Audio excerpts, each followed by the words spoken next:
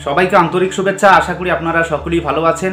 আজকে প্রাথমিক এবং উচ্চ প্রাথমিকের শিক্ষক নিয়োগ বিষয়ের বেশ কিছু গুরুত্বপূর্ণ তথ্য দিচ্ছি, তাই ভিডিওটি প্রথম থেকে শেষ পর্যন্ত ভালো করে শুনে বোঝার চেষ্টা করবেন।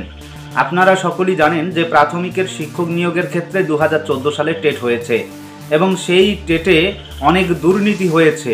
সেই দুর্নীতিকে কেন্দ্র করে, সেই দুর্নীতিকে হাতিয়ার করে বহু প্রার্থী তারা কিন্তু মহামান্য কলকাতা হাইকোর্টের দ্বারস্থ হয়েছিলেন এবং সেই মামলার দীর্ঘদিন হিয়ারিং হয়েছিল। সেই মামলার শুনানি হওয়ার পর গত তারিখে যে হিয়ারিং হয়েছিল সেই দিন কিন্তু মহামান্য কলকাতা হাইকোর্ট থেকে যা বলা হয়েছিল যে পর্ষদ যত দ্রুত সম্ভব তারা যাতে এফিডেভিট মহামান্য কলকাতা হাইকোর্টে সাবমিট করে। আপনারা জানেন যে ওএমআর শিট পাবলিশের বিষয়টা কিন্তু এই মুহূর্তে প্রাথমিকের মামলার সঙ্গে জড়িত রয়েছে। তো বিষয়টা হচ্ছে, যদি গতকালকের মধ্যেই দিয়ে থাকে পর্ষদ তাদের এফিডেভিট তো ভালো, আর যদি গতকালকে এফিডেভিট না দিয়ে থাকে আর যদি আজকে যদি জমা করে তাহলে কিন্তু নতুন করে আমরা আর একটা হিয়ারিংয়ের ডেট শুনতে পারি।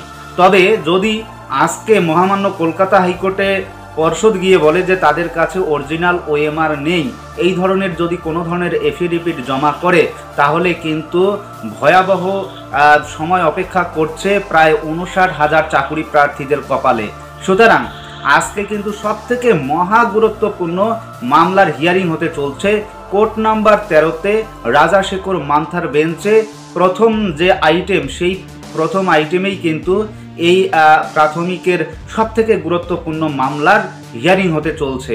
আমরা যতটুকু জানি যে প্রথম হাফেই কিন্তু এই মামলার হিয়ারিং হওয়ার সম্ভাবনা সবথেকে বেশি রয়েছে।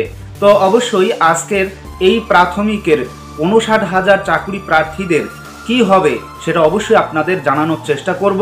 তবে একটু ক্লারিফাই করা খুবই প্রয়োজন যে এই প্যানেল ক্যান্সেল হতে পারে না নতুন করে আবার হিয়ারিংয়ের ডেট পড়বে।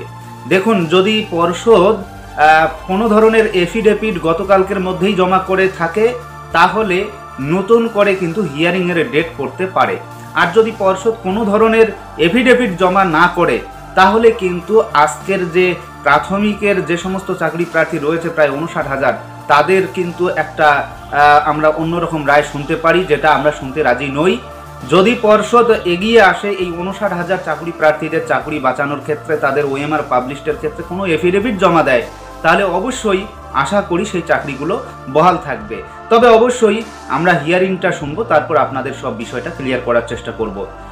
এবারে আসি আপার প্রাইমারির শিক্ষক নিয়োগ বিষয়ে। আপনারা সকলেই জানেন যে উচ্চ প্রাথমিকের শিক্ষক নিয়োগের ক্ষেত্রে দীর্ঘসূত্রিতা নতুন করে বলার কিছুই নেই। হিয়ারিং হচ্ছে না, কবে হিয়ারিং হবে অবশ্যই সেই বিষয়টা আপনাদের জানিয়ে দেব। ইতিমধ্যে আমরা অনেক আইনজীবীদের সঙ্গে কথা বলেছি, যে আইনজীবীরা ইতিমধ্যে আপার প্রাইমারির যে ম্যাট 638 মামলার সঙ্গে জড়িত তাদের সঙ্গে কথা বলে যতটুকু শুনতে পেরেছি যে সম্ভবত আপার প্রাইমারির কেসটাও কিন্তু নবম, দশম, একাদশ, দ্বাদশ গ্রুপ সিডি এর প্রভাবটা পড়তে পারে, কিছুটা হলেও প্রভাব পড়বে, এমনটাই কিন্তু আইনজীবীরা জানিয়েছেন। সুতরাং অবশ্যই আমাদের তাকিয়ে থাকতে হবে আপার প্রাইমারির এই সব থেকে গুরুত্বপূর্ণ মামলা ম্যাট 638-এর উপর। যদি ম্যাট 638-এর মামলা আগামী 2রা মেতে হিয়ারিং হয় অবশ্যই আপনাদের সেই বিষয়টা জানিয়ে দেব। আমরা অবশ্যই কলকাতা হাইকোর্টে এখনও পর্যন্ত সেই মামলার কোনো আপডেট দেয়নি। যদি আপডেট দিয়ে থাকে অবশ্যই আপনাদের সেই মামলার আগামী দিনের হিয়ারিংয়ের আপডেটটা সহ আপনাদের আরও বিস্তারিত বেশ কিছু তথ্য দেওয়ার চেষ্টা করব।